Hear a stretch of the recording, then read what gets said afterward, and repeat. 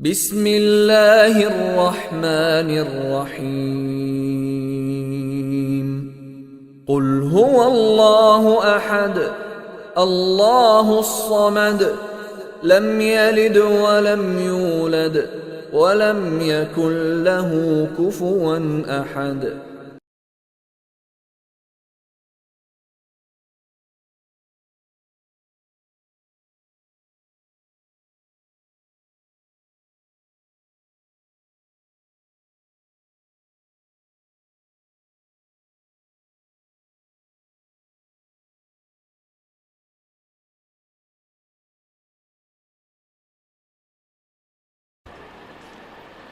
إن الحمد لله نحمده ونستعينه ونستغفره ونعوذ بالله من شرور أنفسنا ومن سيئات أعمالنا. من يهده الله فلا مضل له ومن يضلل فلا هادي له، وأشهد أن لا إله إلا الله وحده لا شريك له، وأشهد أن محمدًا عبده ورسوله. يا أيها الذين آمنوا اتقوا الله حق تقاته ولا تموتن إلا وأنتم مسلمون. يا أيها الناس اتقوا ربكم الذي خلقكم من نفس واحدة وخلق منها زوجها وبث منهما رجالا كثيرا ونساء، واتقوا الله الذي تساءلون به والأرحام إن الله كان عليكم رقيبا. يا أيها الذين آمنوا اتقوا الله وقولوا قولا سديدا يصلح لكم أعمالكم ويغفر لكم ذنوبكم، ومن يطع الله ورسوله فقد فاز فوزا عظيما. أما بعد فإن خير الحديث كتاب الله، وخير الهدي هدي محمد صلى الله عليه وسلم، وشر الأمور محدثاتها وكل محدثة بدعة وكل بدعة ضلالة وكل ضلالة في النار. أما بعد فأعوذ بالله من الشيطان الرجيم.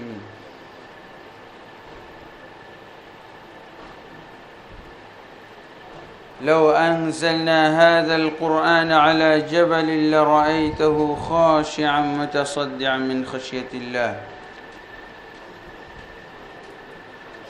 وتلك الأمثال نضربها للناس لعلهم يتفكرون.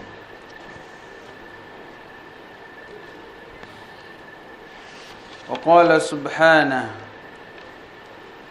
كتاب أنزلناه إليك مبارك ليدبروا آياته وليتذكر أولو الألباب.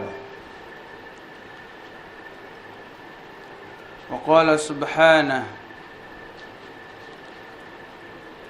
ومن أعرض عن ذكري فإن له معيشة ضنكا ونحشره يوم القيامة أعمى قال رب لم حشرتني أعمى وقد كنت بصيرا قال كذلك أتتك آياتنا فنسيتها وكذلك اليوم تنسى. وقال النبي صلى الله عليه وسلم: خيركم من تعلم القرآن وعلمه. وقال النبي صلى الله عليه وسلم: تركت فيكم أمرين لن تضلوا ما تمسكتم بهما، كتاب الله وسنتي. رواه الإمام مالك في الموطأ والحاكم في المستدرك. الحمد لله। আজকে আমরা আমাদের ধারাবাহিক আলোচনার অংশ ইমানের 19 নম্বর শাখা ব্যাখ্যা করব ইনশাআল্লাহ। সম্ভব হলে 20 নম্বর শাখাও ব্যাখ্যা করব। ওমা তৌফিকি ইল্লা বিল্লাহ। 19 নম্বর শাখাটি হচ্ছে ইমাম বাইহাকি রাহিমাহুল্লাহ যেভাবে সিরিয়াল করেছেন সেটা হলো তাযীমুল কুরআনিল মাজিদ বিতাআল্লুমিহি ওয়া তা'লিমিহি ওয়া হিফযি হুদুদিহি ওয়া আহকামিহি ওয়া ইলমি হালালিহি ওয়া হারামিহি ওয়া তাবজিলি আহলিহি ওয়া হুফাযিহি। অর্থাৎ কোরআন করিমকে, কোরআন মজিদকে সম্মান করা, তাজিম করা, এটাকে শিক্ষা গ্রহণ করার মাধ্যমে এবং শিক্ষা দেওয়ার মাধ্যমে এবং এই কোরআন মজিদের যে সমস্ত সীমারেখা রয়েছে, কোরআন মজিদে আল্লাহ তাবারক ওয়া তাআলা তার বিভিন্ন ধরনের সীমারেখা উল্লেখ করেছেন। যেমন বিভিন্ন ধরনের হালাল এবং হারাম, আল্লাহ তাবারক ওয়া তাআলার বিভিন্ন ধরনের আদেশ এবং নিষেধ, আদেশ পালন এবং নিষেধাজ্ঞা থেকে বিরত থাকা, এবং এরই অংশ হিসেবে কোরআনের তাজিমের অংশ হিসেবে কোরআনের যারা আলেম হবে তাদেরকে সম্মান করা। কোরআনের সম্মান, কোরআন বহনকারী যারা রয়েছে, কোরআনের কারি, কোরআনের আলেম, তাদেরকে সম্মান করা এবং এর তেলাওয়াত করা। তেলাওয়াতের সময় কোরআনকে উপলব্ধি করা, উপলব্ধি সহ কোরআন তেলাওয়াত করা। এভাবেই উনি ব্যাখ্যা দিয়েছেন কোরআনের তাজিম কিভাবে হবে, কোরআনকে সম্মান করা। কোরআনের কথা যখন আসবে তখন তো পুরা ইসলামটাই চলে আসলো। পুরা ইসলাম এই কোরআনের মাধ্যমে আল্লাহ তাবারক ওয়া তাআলা আমাদেরকে জানিয়েছেন। আর কোরআনের কথা যখন আসবে তখন সাথে সাথে সুন্নাহও চলে আসবে। সুন্নার কোনো অস্তিত্ব নাই কোরআন না থাকলে। কোরআনেরই ব্যাখ্যা বিশ্লেষণ হচ্ছে সুন্নাহ, রাসূল সাল্লাল্লাহু আলাইহি ওয়াসাল্লামের হাদিস। এই বিষয়গুলো আমাদেরকে জানতে হবে। কোরআন সম্পর্কে আমরা আলোচনা দুই ভাগে ভাগ করতে পারি। একটা হলো কোরআনের তেলাওয়াত, কোরআনের তেলাওয়াতের মাধ্যমে সওয়াব অর্জন করা, নেকি অর্জন করা। আর একটা হলো কোরআনের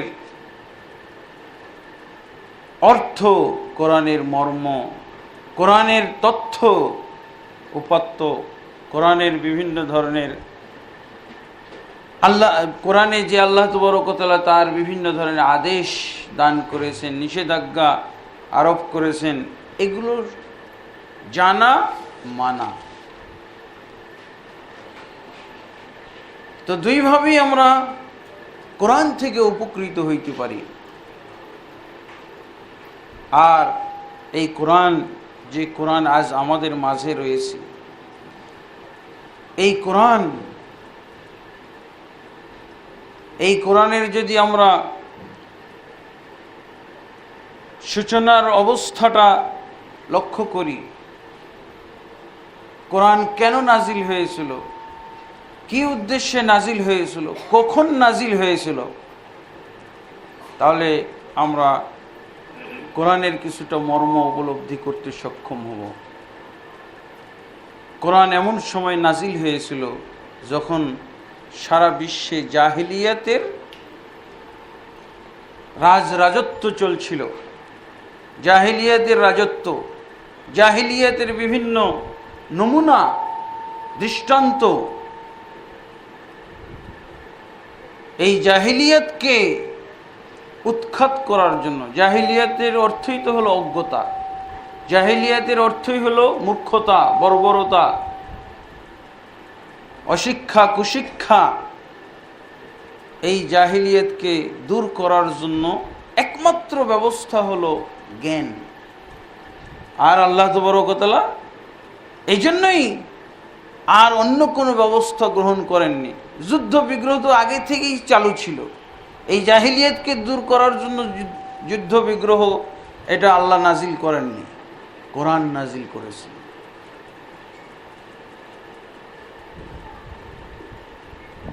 সেই সমাজের জাহিলিয়াতকে যদি আমরা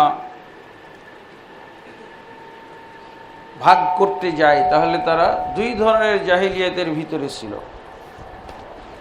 এক ধরনের জাহিলিয়াত হলো আল্লাহ কেন্দ্রিক জাহিলিয়াত, একমাত্র আল্লাহর ইবাদত হবে, একমাত্র আল্লাহর আনুগত্য হবে, একমাত্র আল্লাহ তাবারক ওয়া তাআলার প্রশংসা হবে, একমাত্র আল্লাহর গুণকীর্তন হবে। তা না হয়ে বিভিন্ন ধরনের দেব দেবী, মূর্তি, প্রতিমা, বিভিন্ন মখলুকের, বিভিন্ন নামধারী মখলুকের তখন পূজা করত, ফেরেশতার পূজা করত। ওয়াদ, সুয়া, ইয়াগুস, ইয়াউক, নসর, লাত, মানাত, উজ্জা, হুবল, এগুলোর পূজা হইত। আল্লাহর পরিচয়ই তারা ভুলে গেছিল। আল্লাহর হক, আল্লাহর অধিকার, আল্লাহর ইবাদত, আনুগত্য সে সময় ছিল না। এই হলো আল্লাহ কেন্দ্রিক। এমনকি আল্লাহ কেন্দ্রিক জাহিলিয়াত, এমনকি কাবা ঘরের ভিতরে 360টা মূর্তি, বাইতুল্লাহর মধ্যে আল্লাহর দুশ্মন মূর্তি তারা রেখেছিল। আল্লাহ তাবারক ওয়া তাআলা এই সব কিছু দূর করার জন্য কোরআন নাজিল করলেন। আর এই কোরআন পড়ার জন্য সেই বার্তাটাই আগে আল্লাহ জানিয়ে দিলেন, ইকরা বিসমি রাব্বিকাল্লাযী খালাক। কোরআন পড়ার জন্য, কোরআন বুঝার জন্য এই কোরআন নাজিল হওয়ার ফলে আল্লাহর রাসূল সাল্লাল্লাহু আলাইহি ওয়াসাল্লাম এই কোরআনের দাওয়াত দেওয়ার ফলে কি হলো, সেই জাহিলিয়াত আস্তে আস্তে দূর হয়ে গেল, আল্লাহ কেন্দ্রিক জাহিলিয়াত দূর হয়ে গেল।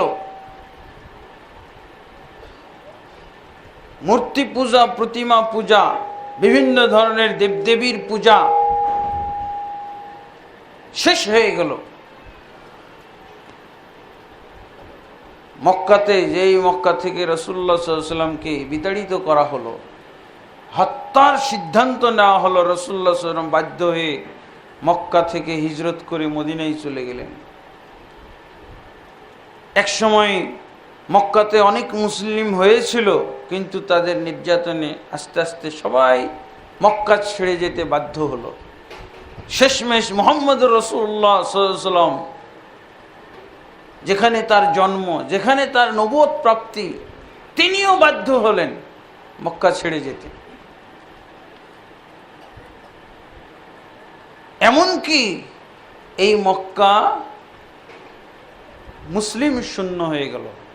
হিজরত যখন ফরজ করে দেওয়া হলো তখন মুসলিম শূন্য হয়ে গেল, একজনও মুসলমান ছিল না মক্কা বিজয়ের সময় মক্কাতে। আর যেদিন মক্কা বিজয় হলো সেদিন আর একজনও কাফের ছিল না, সব কাফের এমনি চলে গেল, মুসলিম হয়ে গেল। আর যারা মুসলিম হলো না তারা মক্কা ত্যাগ করে চলে গেল। এবার মক্কা নগরী হয়ে গেল 100% মুসলিম নগরী। একজনও কাফের এরকম বুঝলো না যে মুহাম্মদ সাল্লাল্লাহু আলাইহি ওয়াসাল্লাম ধর্ম নিরপেক্ষ, আমরাও থাকতে পারবো। কাফেররাই বুঝলো না এটা, কাফেররাই বুঝে ফেললো যে আমাদের জায়গা নাই। মানে একজন নবী, আমাদের সমাজে বলা বলি চলছে যে উনি নাকি ধর্মনিরপেক্ষ, তো মক্কাতে উনি আসেননি। মক্কার নবী মক্কা বিজয়ের পর একজনও কাফের থাকলো না মক্কাতে। কেন?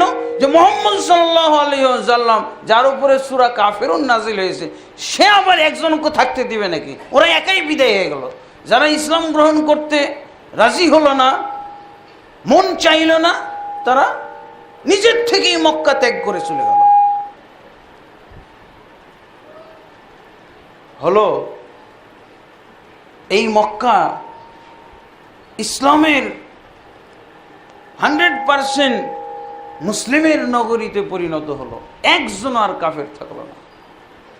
ওই ইকরা দিয়ে শুরু হয়েছিল, আর আজকে সাপ, কাবা ঘরের 360টা মূর্তি শেষ। জাল হাক্কু ওয়া যাহাকাল বাতিল ইন্নাল বাতিলা কানা যাহুকা। এই আয়াত পাঠ করলো মুসলমানেরা, এই আয়াত চর্চা করলো মুসলমানেরা, হক এসে গেছে, বাতিল দূরীভূত। বাতিল দূরীভূত হওয়ারই যোগ্য যদি এই হক চর্চাকারী থাকে। এটা তো কোরআন দিয়ে হলো। মক্কা বিজয়ে কোনো যুদ্ধ হয়নি, মদিনা বিজয়েও কোনো যুদ্ধ হয়নি, শুধু কোরআন দিয়ে জয়। মক্কাও কোরআন দিয়ে জয়, যুদ্ধ তো হলো না। কোরআনের উপরে যেই বাহিনীটা, যেই মুমিন সম্প্রদায় গড়ে উঠেছিল, বাস মুমিন সম্প্রদায়, একটা মুমিন সম্প্রদায় কোরআনের শিক্ষায় গড়ে উঠলেই যথেষ্ট। এরপরে এরা সমাজ কেন্দ্রিক একটা জাহিলিয়াতের মধ্যে ছিল। সমাজ কেন্দ্রিক জাহিলিয়াত। সমাজ কেন্দ্রিক জাহিলিয়াত মানে কি? তারা পরস্পরে বিভক্ত ছিল, কবিলায় কবিলায় বিভক্ত, দলে দলে বিভক্ত ছিল। আর যেখানে বিভিন্ন দল থাকে সেখানে যুদ্ধ বিগ্রহ একেবারে অনিবার্য, ফরজ। যুদ্ধ হবেই, মারামারি কাটাকাটি হবেই, হিংসা বিদ্বেষ থাকবেই। এই জন্য ইসলাম বহুদল পছন্দ করে না। ইসলাম হলো এক দলের,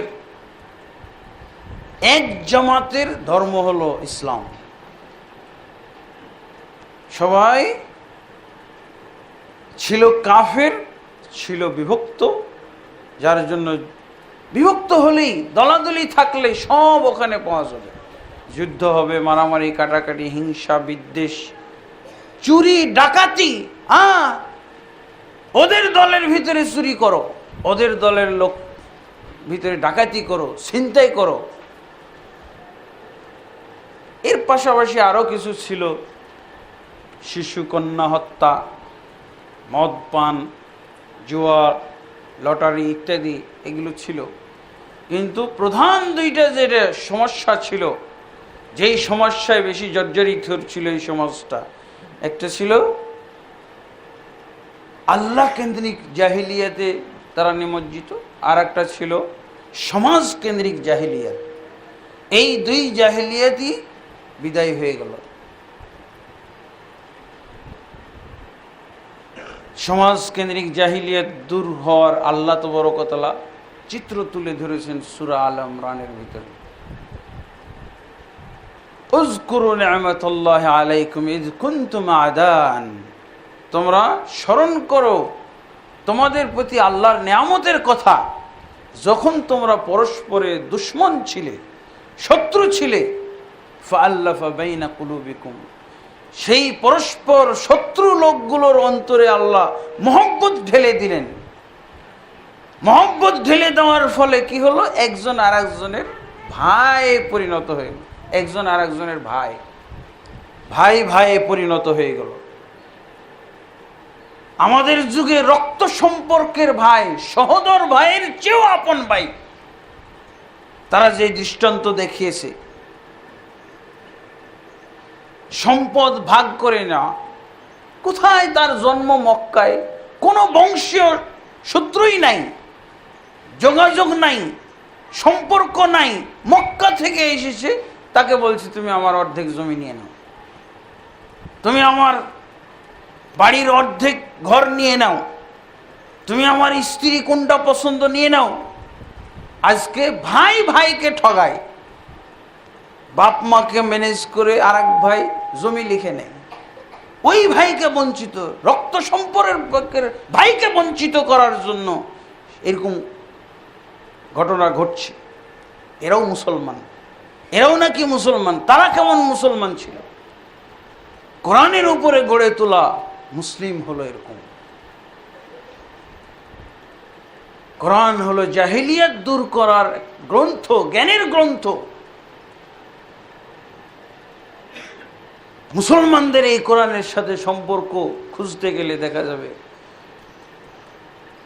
যত যত বিষয়ে অজ্ঞতা আছে, যত রকমের অজ্ঞতা আছে, কোরআন বিষয়ক অজ্ঞতা সবচেয়ে বেশি মুসলমান।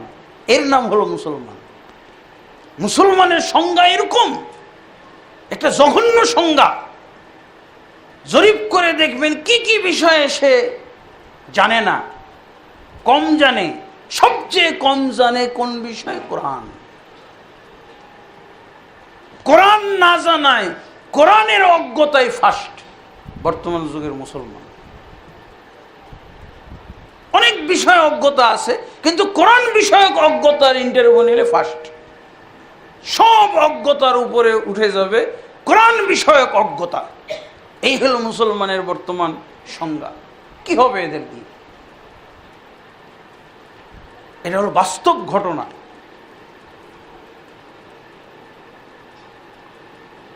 যার ফলে সেই জাহিলি যুগে যে দুইটা বড় বড় দোষ আমরা চিহ্নিত করলাম, এই বড় বড় দোষে জড়িয়ে পড়েছে আজকালকার মুসলমান। মুসলিম সে যুগে কোরআন দ্বারা মুসলমান না কাফের মুসলমান হয়েছিল। বর্তমান যুগে এই কোরআনটাই আমাদের মাঝে আছে, এই কোরআন দ্বারা এক শ্রেণীর মুসলমান কাফের হচ্ছে। কোরআন দ্বারা আগে কাফের মুসলমান হয়েছিল, আর এই কোরআন দ্বারা বর্তমান যুগে মুসলমান কাফের হচ্ছে। এক শ্রেণীর মুসলমানকে দেখবেন কাফের হচ্ছে, আর যারা কাফের হচ্ছে না তারা বিভক্ত হচ্ছে। হুবহু জাহিলি যুগের দুইটা বড় দোষ ফিরিয়ে এনেছে এই কোরআন দ্বারা। আর সেই যুগে কোরআন দ্বারা এই বড় দুইটা দোষ থেকে তারা রেহাই পেয়েছিল, মুক্তি লাভ করেছিল। আর আজকাল মুসলমান এই দুই দোষে জড়িয়ে যাচ্ছে।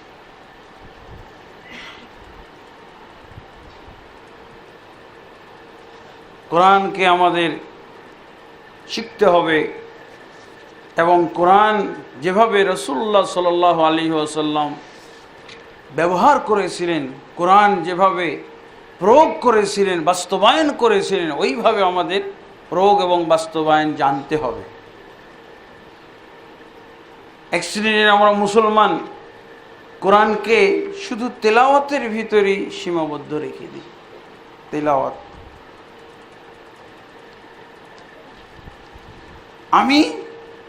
আমি কোরআন জানি। কি জানেন? রিডিং পড়তে জানে, তাও রিডিংটাও ভুলভাবে জানে। আমি কোরআন জানি, কোরআনের ইলম আমার কাছে আছে। আবার কেউ কেউ বলে আমি আরবি পড়তে পারি। কি পড়তে পারেন? কোরআন মাজিদ রিডিং পড়তে পারে। হ্যাঁ, অবশ্যই কোরআনের রিডিং পড়া এটা অত্যন্ত গুরুত্বপূর্ণ বিষয়। কোরআনের যদি আমি রিডিং পড়তেই না জানি, তাহলে কোরআন আমি কিভাবে শিখব?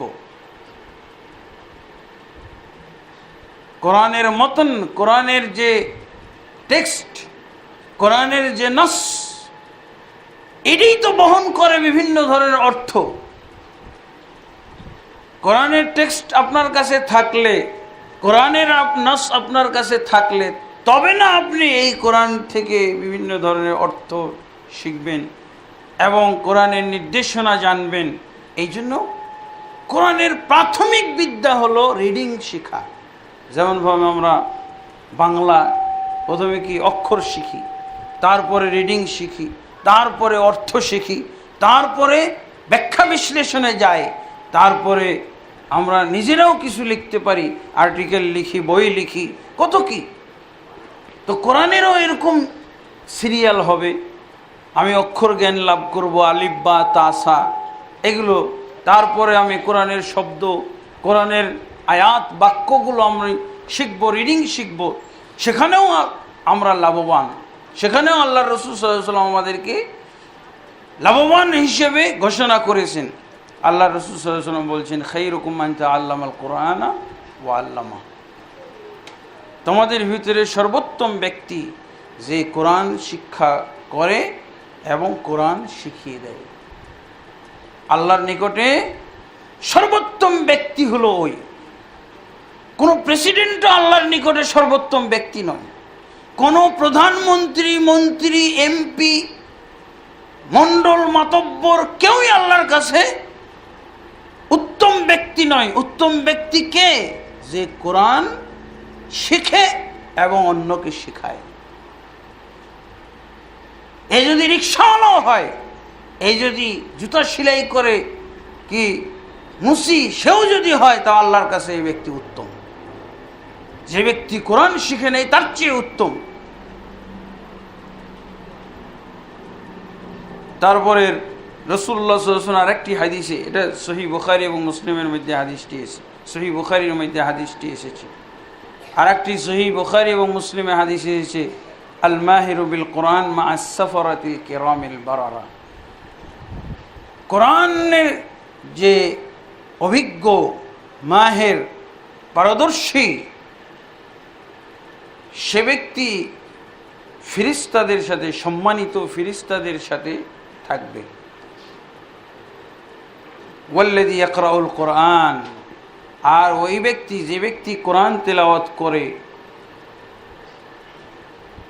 খুব ভাঙ্গা ভাঙ্গা শব্দে, কষ্ট করে কোরআন পড়ে, লাহু আজরান, তার দুটি নেকি লেখা হয়, তার আমলনামায় দুটি নেকি। কষ্ট করে রিডিং পড়ার সময় অনেকেই দেখা যায় যে ভেঙে ভেঙে শব্দটাকে ভেঙে ভেঙে পড়তেছে, উচ্চারণ কত কষ্ট হচ্ছে। রাসূলুল্লাহ সাল্লাল্লাহু আলাইহি ওয়াসাল্লাম বলছেন, এই বিগিনারদের জন্য, এই যে যারা প্রাথমিক পর্যায়ে থাকে, কোরআন শিখে, এদের জন্য আল্লাহ তাবারক ওয়া তাআলা দুটি করে নেকি দান করেন। এমনি তো এক অক্ষরে এক নেকি, তারপরে সেটা আবার বৃদ্ধি করা হয়, 10 নেকি, 10 থেকে 700 পর্যন্ত বৃদ্ধি করা হয়। আর এই ব্যক্তির কোরআন তেলাওয়াতে দুইটা ডবল সওয়াব হয়। একটা হলো সে তেলাওয়াত করছে, আর একটা কষ্ট করছে, এই কষ্টের জন্য। তবে এই কষ্টটা, এইভাবে কোরআন তেলাওয়াত কিন্তু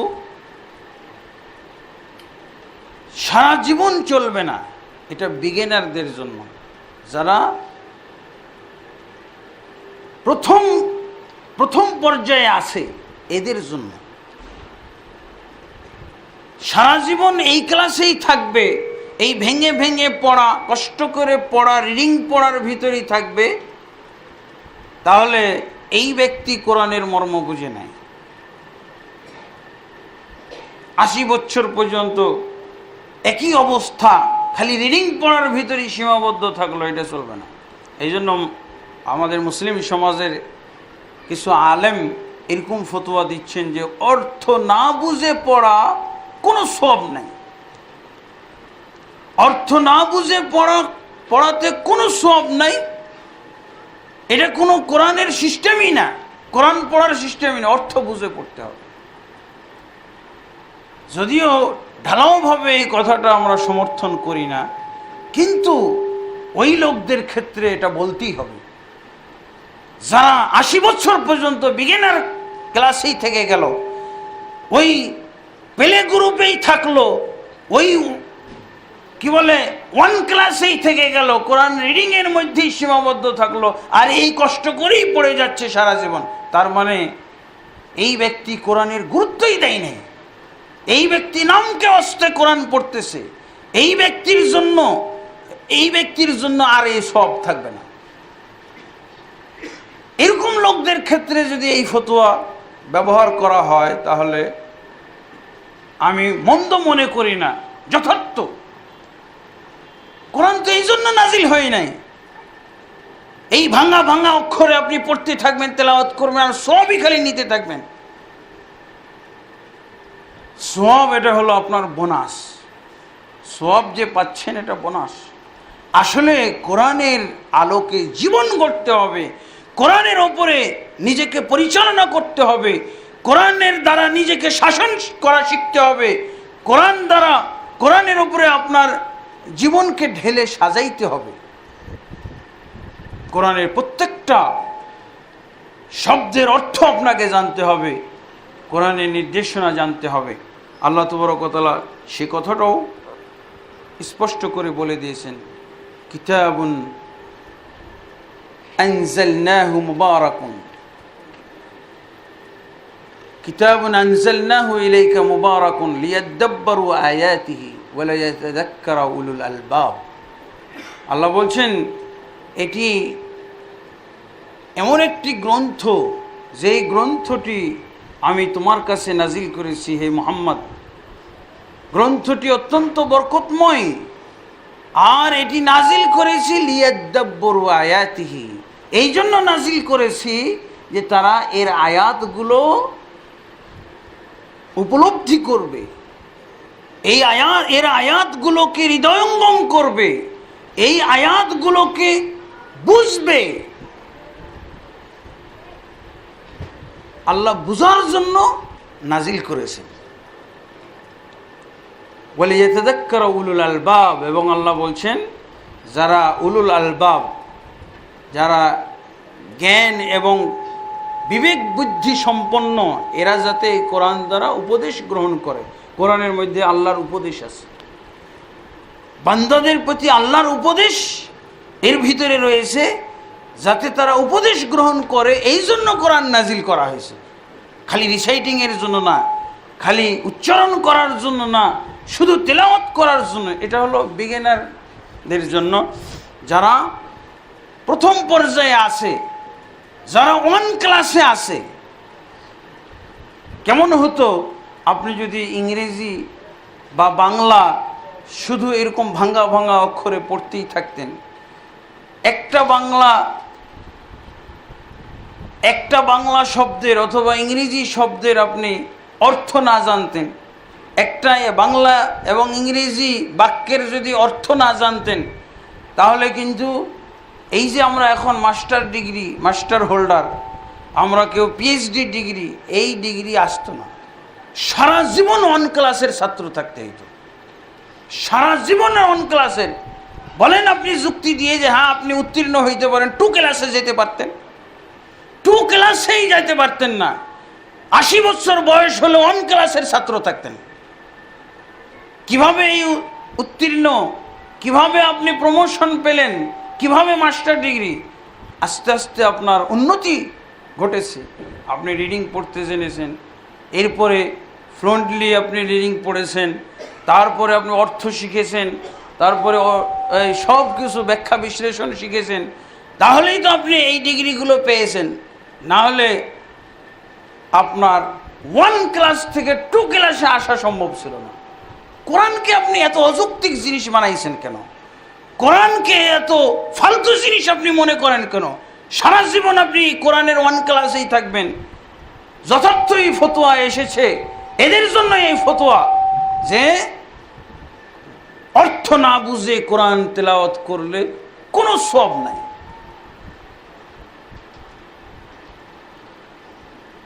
এটা হয়তো 1 মাসের জন্য সওয়াব পেয়েছেন, আরো বাড়িয়ে দিলাম 1 বছর, ব্রেন খুবই খারাপ, এই জন্য 1 বছর, এরপরও আপনি ওই রিডিং এর মধ্যেই থাকবেন 80 বছর বয়স পর্যন্ত। এটা অযৌক্তিক কথা, এটা কোনো বুদ্ধি বিবেকে গ্রহণ করে না। আল্লাহ যেখানে স্পষ্ট করে বলেছেন লিয়াদাব্বারু আয়াতিহি, আমি কোরআন নাজিল করেছি এর আয়াতগুলো অনুধাবন করার জন্য, উপলব্ধি করার জন্য, হৃদয়ঙ্গম করার জন্য, বুঝার জন্য, এবং যাতে বিবেক সম্পন্ন ব্যক্তিরা উপদেশ গ্রহণ করে এই কোরআন থেকে। একটা হলো সওয়াব অর্জন, আর একটা হলো উপলব্ধি করা। এটা হলো মূল টার্গেট। আপনি উচ্চারণ বা তেলাওয়াত করবেন, তেলাওয়াতের টার্গেট হলো পর্যায়ক্রমে আপনি অর্থ শিখবেন, মর্ম শিখবেন, তাফসীর শিখবেন।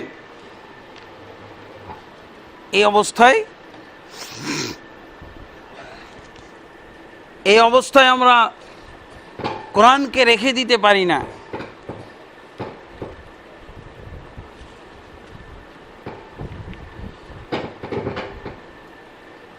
আর এই কোরআনের সাথে আল্লাহ তাবারক ওয়া তাআলা আমাদের হেদায়েত জড়িয়ে রেখেছেন। কোরআন যদি আমরা না পড়ি, না বুঝি, তাহলে আবার আমরা গুমরাহ হয়ে যাব, সেই হুমকি দেওয়া আছে। কোরআন যারা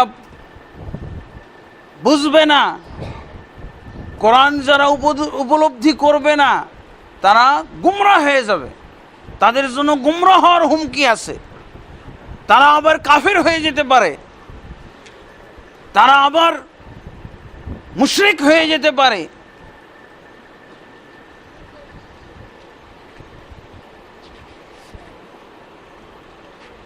সাহাবায়ে কেরাম সম্পর্কে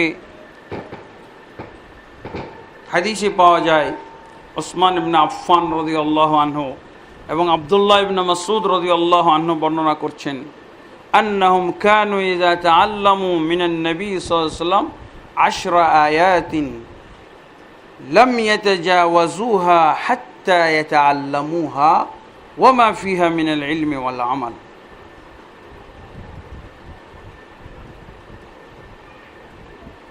ওসমান ইবনে আফফান এবং আব্দুল্লাহ ইবনে মাসউদ রাদিয়াল্লাহু আনহুমা দুইজন সাহাবী বর্ণনা করছেন যে আমরা আল্লাহর রাসূল সাল্লাল্লাহু আলাইহি ওয়াসাল্লামের কাছে 10টি আয়াত সবক নিতাম, 10টি আয়াত শিখতাম। 10টি আয়াত সবক নেওয়ার পর 11 নম্বর আয়াতে যেতাম না, যতক্ষণ পর্যন্ত এই আয়াতগুলোর মধ্যে কি ইলম আছে, কি জ্ঞান আছে, আর কি আমল আছে, এগুলো কমপ্লিট না করতাম। সাহাবায়ে কেরাম তো কোরআনের ছাত্র, রাসূলুল্লাহ সাল্লাল্লাহু আলাইহি ওয়াসাল্লাম কোরআনের হলো মুআল্লিম, কোরআনের শিক্ষক। দেখেন শিক্ষক এবং ছাত্রের কথা। ওসমান বিন আফফান তৃতীয় খলিফা, তিনি বলছেন, আব্দুল্লাহ ইবনে মাসউদ রাদিয়াল্লাহু আনহু কোরআনের মুফাসসির, তিনি বলছেন আল্লাহর রাসূল সাল্লাল্লাহু আলাইহি ওয়াসাল্লামের কাছে আমরা 10টি আয়াত শিখার পর 11 নম্বর আয়াতে যেতাম না, যতক্ষণ পর্যন্ত এই 10টি আয়াতের ভিতরে কি জ্ঞান আছে, কি উপলব্ধির বিষয় আছে, কি জানার বিষয় আছে, এগুলো না আমরা কমপ্লিট করতাম। অতঃপর এর মধ্যে কি আমলের বিষয় আছে, এই আমলগুলো না করতাম, ততক্ষণ পর্যন্ত 11 নম্বর আয়াতে যেতাম না। এইটা হলো কোরআনের উদ্দেশ্য। কোরআন এইভাবে যদি আমরা কোরআন ব্যবহার করি, তাহলে কোরআন দ্বারা আমরা মুসলিম হতে পারব। যেভাবে আগের যুগের কাফের এবং মুশরিকেরা কোরআন দ্বারা মুসলিম হয়েছিল, আমরাও কোরআন দ্বারা মুসলিম হব। অন্যথায় আমরা কোরআন দ্বারা কি হলাম তাও বলতে পারবো না। আমাদের কাছে এই কোরআন আছে, কিন্তু আমি কি হয়েছি, কোরআনের সাথে আমি সম্পর্কটাই তো উল্লেখ করতে পারবো না। বরং যেই সম্পর্কটা বর্তমানে মুসলমানদের দেখা যাচ্ছে, সেটা কি উল্টা সম্পর্ক। একদল মুসলমান এর দ্বারা কাফের হচ্ছে, আর যারা কাফের হচ্ছে না তারা বিভক্ত হচ্ছে। কাফের হচ্ছে, দেখেন কাদিয়ানীরা কাফের হচ্ছে, এরা তো কোরআন দ্বারাই দলিল নিচ্ছে, কোরআন দ্বারা প্রমাণ করছে। কাদিয়ানীদের সমস্ত মতবাদ কোরআন দ্বারা তারা প্রমাণ করছে। মুহাম্মদ সাল্লাল্লাহু আলাইহি ওয়াসাল্লামের পরে আরো বহু নবী আসবে, নাউজুবিল্লাহ। তারপরে বিভিন্ন ধরনের পীর মুর্শিদ, তারা কোরআন দ্বারা কাফের হচ্ছে। কোরআন দ্বারা খ্রিস্টান হচ্ছে, কোরআন দ্বারা শিয়া হচ্ছে। এই যে একজন মুসল্লি বসা আছে, শরীফ আবু হায়াত, ও তাও সাক্ষী। লালমনিরহাটে আমরা গেছিলাম, দুইজন ইমাম কোরআন দ্বারা খ্রিস্টান হয়েছে। খ্রিস্টানেরা কোরআন দিয়ে দাওয়াত দিচ্ছে, এটা বেশি ফলপ্রসূ খ্রিস্টান হওয়া। কোরআন এবং হাদিস দিয়ে সুন্দর সুন্দর বই লিখেছে। কোরআন দ্বারা বই লিখতেছে খ্রিস্টানেরা, মুসলমানদেরকে খ্রিস্টান বানানোর জন্য কোরআন ব্যবহার করতেছে। লালমনিরহাটে দুইজন মসজিদের ইমাম খ্রিস্টান হয়ে গেছে। এলাকায় যে আমরা শুনে আসলাম, সেই ইমামদের দেখা সম্ভব হয় নাই। উত্তম মাধ্যম দিয়ে এলাকাবাসী পিটিয়ে তাড়িয়ে দিয়েছে, কোথায় তারা উধাও হয়ে গেছে, কোন খ্রিস্টান এলাকায় চলে গেছে। ইমাম এরা কোথার থেকে এই শিক্ষাটা পেল? কোরআন দিয়ে যদি চরমোনাই বানানো যায়, কোরআন ব্যবহার করে সরসিনা বানানো যায়, কোরআন দ্বারা যদি আটরশি বানানো যায়, কোরআন দ্বারা যদি মাইজ ভান্ডারি বানানো যায়, কোরআন দ্বারা যদি শিয়া বানানো যায়, কোরআন দ্বারা যদি কাদিয়ানি বানানো যায়, ওরা বলছে আমরা বসে থাকবো কেন, আমরা কোরআন দ্বারা খ্রিস্টান বানাবো। শিক্ষা পেয়েছে কার কাছ থেকে? এই গুমরা মুসলমানদের কাছ থেকে এই শিক্ষাগুলো পেয়েছে। একটা ওয়াজ মাহফিলে কোরআন দ্বারা ওয়াইজিন বক্তারা ওয়াজ করলো, ওয়াজ শেষ হওয়ার পর সবাই চরমোনার মুরিদ হইতেছে। এই ওয়াজ শুনে একজনও সরসিনার মুরিদ হয় না। ঘটনাটা কি ওয়াজ হলো এটা? আবার সরসিনার ওয়াজ মাহফিল শেষ, কোরআনের তাফসির শেষ, এবার সরসিনা হওয়া শুরু করলো সব। কি ধরনের কোরআন এটা? কি ধরনের কোরআন এটা ব্যাখ্যা করা হলো? কেন সরসিনার মাহফিলে একজন চরমোনাই হলো না কেন? বুঝেছেন না? তো বলছে আমরা কোরআনের, খ্রিস্টানেরা মনে করছে যে আমরা কোরআনের যদি তাফসির করি তাহলে এখানেও ব্যতিক্রম হবে না, আমাদের ওয়াজ শুনে খ্রিস্টানি হবে। ওদের কোরআনের তাফসির শুনে যদি শুধু চরমোনাই হয়, শুধু সরসিনা হয়, ব্যতিক্রম না হয়, তা আমাদের তাফসির শুনেও খ্রিস্টানি হবে শুধু। তাদেরকে কোরআন ব্যবহার করে খ্রিস্টান বানানোর শিক্ষাটা কে দিল? এই পথ দেখিয়ে দিল কে? আমাদের দেশের এই পীর মুর্শিদের দল। যে কোরআন দিয়ে সব বানানো যায়, তা আমরা বোকার মতো পিছিয়ে পড়ে আছি কেন? জুব্বা টুব্বা লাগায়, পাগড়ি পুগড়ি লাগায়, হ্যাঁ, কোরআনের তাফসির করে খ্রিস্টান বানাই দিচ্ছে। বুঝেন, ইমামকে যদি খ্রিস্টান বানিয়ে নিতে বলে তাহলে মুক্তাদি কত সহজ।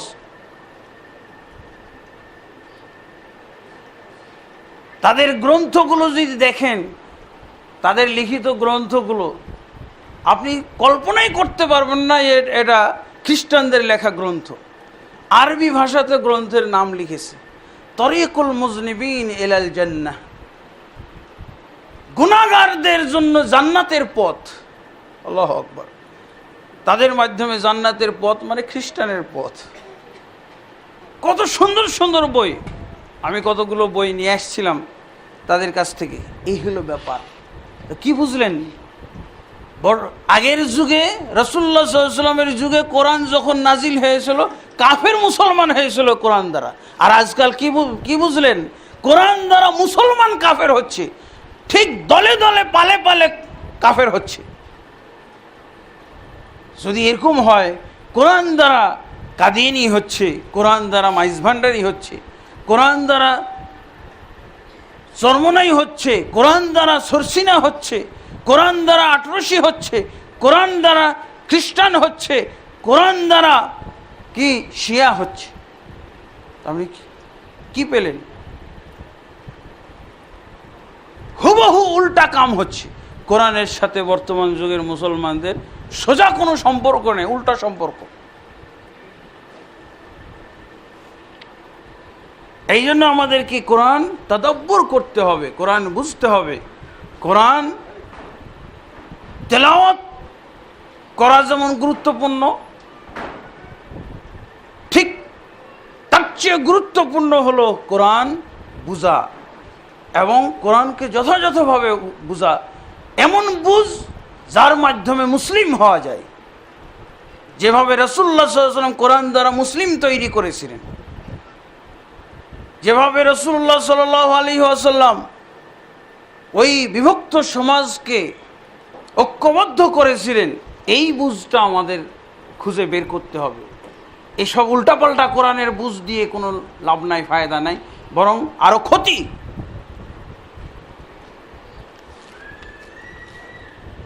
রাসূলুল্লাহ সাল্লাল্লাহু আলাইহি ওয়াসাল্লাম বলছেন, তারাকতু ফীকুম আমরাইন লান তাযিল্লু মা তামাসসাকতুম বিহিমা।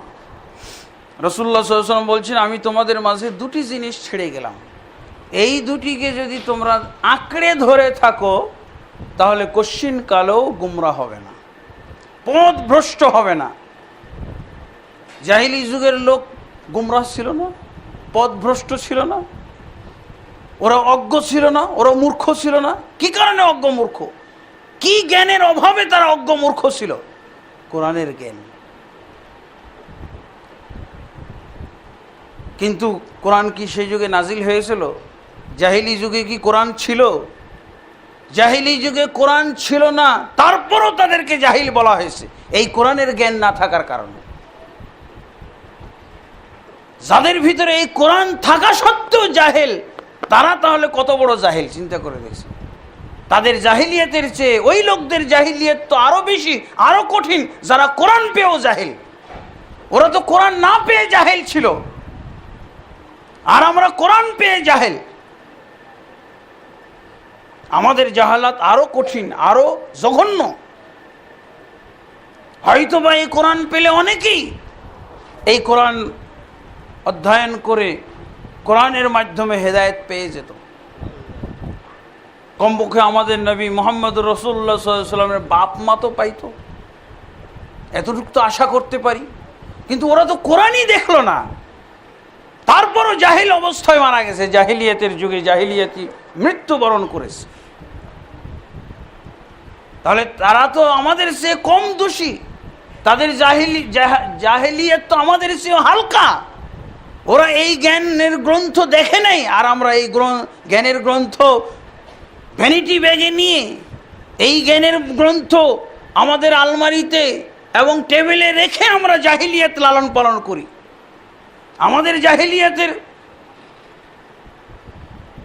জাহিলিয়াতের অবস্থা আরো খারাপ, তাদের চেয়ে জঘন্য জাহিলিয়াত। আল্লাহ রাসূল সাল্লাল্লাহু আলাইহি ওয়াসাল্লাম কি বলছেন? এই দুটিকে যদি তোমরা আঁকড়ে ধরো গুমরা হবে না। এর ব্যাখ্যা কি? এই দুটিকে যদি আঁকড়ে না ধরো গুমরা হবে, এই হলো ব্যাখ্যা। আল্লাহ রাসূল সাল্লাল্লাহু আলাইহি ওয়াসাল্লাম স্পষ্ট হেদায়েত এবং অভ্রান্ত থাকার ব্যবস্থা বলে দিয়েছেন, যদি এই দুটিকে তোমরা আঁকড়ে ধরতে পারো। আঁকড়ে ধরার দুইটা অর্থ আমরা করি, একটা হলো অর্থগত দিক দিয়ে আঁকড়ে ধরা। কোরআনের যে অর্থ রাসূলুল্লাহ সাল্লাল্লাহু আলাইহি ওয়াসাল্লাম করেছিলেন, যেই অর্থ করে চরমোনাই হয় এটা না, যেই অর্থ তাফসীর করে সরচিনা হয় এই অর্থ নয়, যেই অর্থ করে মুসলিম হয়, যেই অর্থ করে এক ধরনের ঐক্যবদ্ধ মুসলিম হয় ওই অর্থ। যেই অর্থ করলে খ্রিস্টান হয় এই অর্থ নয়। এটা হলো তামাসসুক। তামাসসুক মানে আঁকড়ে ধরা। রাসূল সাল্লাল্লাহু আলাইহি ওয়াসাল্লাম যে অর্থ করেছিলেন, সূরা আল ফুরকানের 33 নম্বর আয়াতে আল্লাহ বলেছেন যে আমি কোরআন নাজিল করেছি, আমি এই কোরআনের তাফসীর তোমাকে দেব। ওয়ালা ইয়াতুনাকা বিমাসালিন ইল্লা জিনাকা বিল হক ওয়া আহসানা তাফসীরা। এই কাফেররা যে কোনো জটিলতাই তোমার সামনে নিয়ে আসুক না কেন, যে কোনো ধরনের কঠিন প্রস্তাবনা তোমার সামনে উপস্থিত করুক না কেন, যে কোনো ধরনের প্রশ্ন তোমার সামনে আনুক না কেন, আমি সেই বিষয়ে সঠিকটাই তোমাকে আমি জানিয়ে দেব। ওয়া আহসানা তাফসীরা, এবং উৎকৃষ্ট তাফসীরও তোমাকে জানাবো। তা আল্লাহ তাবারক ওয়া তাআলার একটা তাফসীর আছে, তিনি কোরআন নাজিল করেছেন, তিনি তাফসীরও নাজিল করেছেন, কিন্তু আমরা আল্লাহর সেই তাফসীর খোঁজ করি না, আমরা তাফসীর খোঁজ করি হুজুরের তাফসীর। তো হুজুর যত, কোরআন দ্বারা তত দল হবে, কোরআন দ্বারা তত মত হবে। আল্লাহ তো বলছেন আমি তোমাকে তাফসীর দেব। তা আল্লাহর তাফসীর যদি কেউ ব্যবহার করে, বাস্তবায়ন করে, প্রয়োগ করে, তো গুমরাহ হওয়ার কোনো সম্ভাবনা আছে? নাই। কিন্তু আমরা কোথায় ওই তাফসীর খোঁজ করি?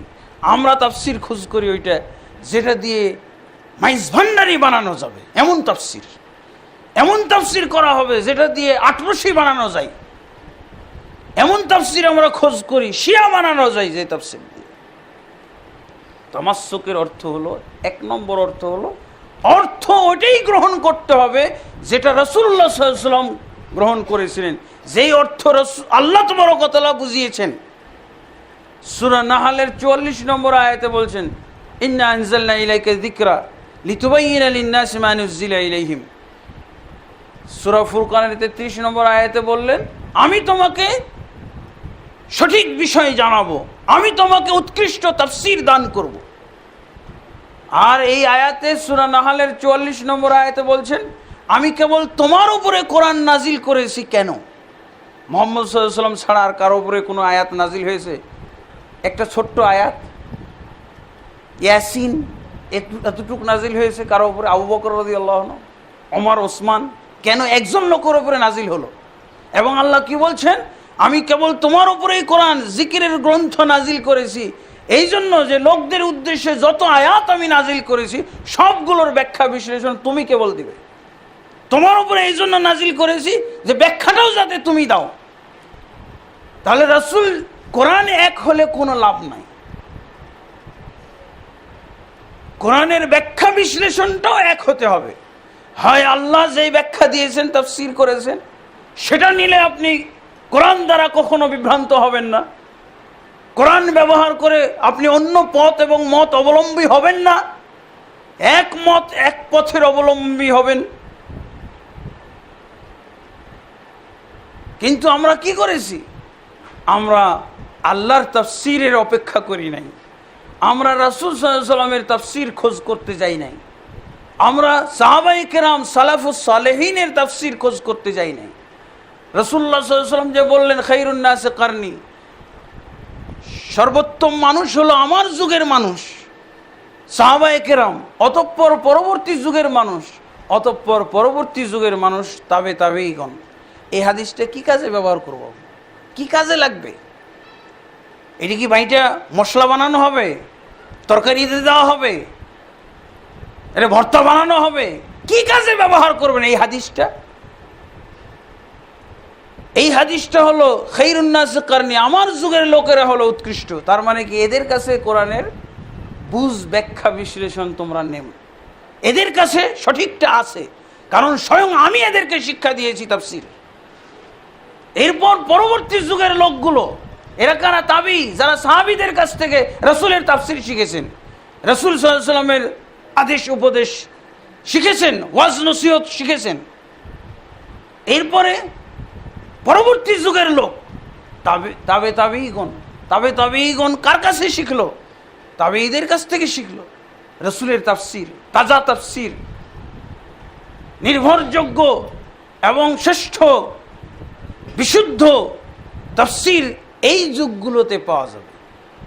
এই হাদিস খালি প্রত্যেক জুমাতে পাঠ করাই হয়, কিন্তু এই হাদিসের মর্ম কি, এই হাদিসের নির্দেশনা কি, এই হাদিসের ব্যবহার বাস্তবায়ন কি, এটা আমরা কখনো বাস্তবতার সাথে মিলিয়ে দেখি না। এদের কাছে আছে আল্লাহর তাফসীর, এদের কাছে পাওয়া যাবে রাসূলুল্লাহ সাল্লাল্লাহু আলাইহি ওয়াসাল্লামের তাফসীর। যেই তাফসীর মানলে, আপনি চোখ বন্ধ করে চিন্তা ফিকির ছাড়াই মানলে হেদায়েত প্রাপ্ত হবেন। আলহামদুলিল্লাহ, আল্লাহ তাবারক ওয়া তাআলা আমাদেরকে সেই জ্ঞান দান করুন, আমরা যেন কোরআনের মাধ্যমে হেদায়েত প্রাপ্ত হই।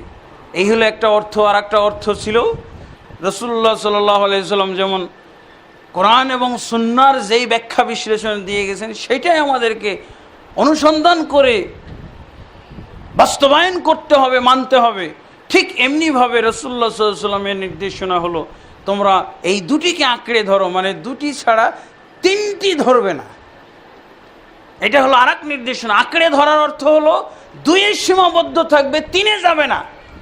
কিন্তু আমরা তিন আবিষ্কার করি, চার আবিষ্কার করি, যেগুলো নিজেরা আবিষ্কার করেছি সেগুলোর গুরুত্ব আমাদের কাছে বেশি।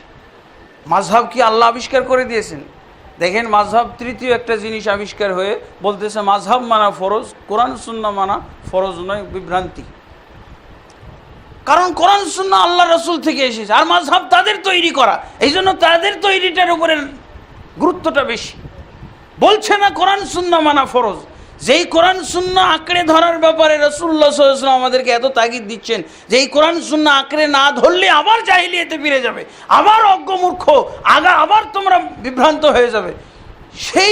সেই কোরআন সুন্নাহ আঁকড়ে ধরাকে ফরজ না বলে কি বলছে, তারা যেটা আবিষ্কার করলো 400 বছর পর, বলছে এটা ধরা ফরজ, মাযহাব ধরা ফরজ। আর একটা যখন ইস্টাবলিশ হয়ে গেল, তাদের নিজস্ব বানানো ফরজ যখন একটা ইস্টাবলিশ হয়ে গেল, প্রতিষ্ঠিত হয়ে গেল, আরেকটা এনে উপস্থিত করে দিয়েছে, তরিকা মানাও ফরজ। তারপরে আবার আরেকটা ইস্টাবলিশ, এই যে তরিকা, এখন পীর ধরা ফরজ। কোথায় কোরআন সুন্নাহ মানা ফরজ, ধরা ফরজ? এগুলো অনেক দূরে পড়ে আছে, অনেক পিছনে ফেলে দিয়েছে বর্তমান যুগের মুসলমান। তাহলে এদের ভাগ্যে বিভ্রান্তি, এদের ভাগ্যে গুমরাহি, এদের ভাগ্যে কুফরি, এদের ভাগ্যে বিভক্তি ছাড়া আর কি থাকতে পারে? কশ্চিনকাল আর কিছু থাকতে পারে না। এগুলোই শুধু তাদের ভাগ্যে আছে। এই হলো বাস্তব অবস্থা। আল্লাহ তাবারক ওয়া তাআলা আমাদেরকে কোরআন দ্বারা আলোকিত করুন, কোরআন দ্বারা আমাদের বিভ্রান্তি নিরসন করার আল্লাহ তাবারক ওয়া তাআলা আমাদেরকে তৌফিক দান করুন। কোরআন দ্বারা আল্লাহ তাবারক ওয়া তাআলা আমাদেরকে সঠিক পথ দেখার তিনি তৌফিক দান করুন। কোরআন দ্বারা আমাদের জান্নাতের পথ দেখান।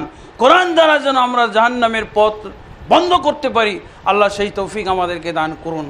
اللهم اصلح لنا ديننا الذي هو عصمة أمرنا، واصلح لنا دنيانا التي فيها معاشنا، واصلح لنا آخرتنا التي فيها معادنا، واجعل الحياة زيادة لنا في كل خير والموت راحة لنا من كل شر.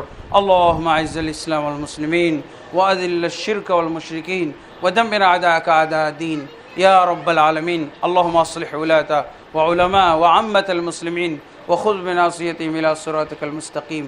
يا حي يا قيوم برحمتك نستغيث. عباد الله رحمكم الله، إن الله يأمر بالعدل والإحسان وإيتاء ذي القربى وينهى عن الفحشاء والمنكر والبغي يعظكم لعلكم تذكرون. ولذكر الله أكبر والله يعلم ما تصنعون.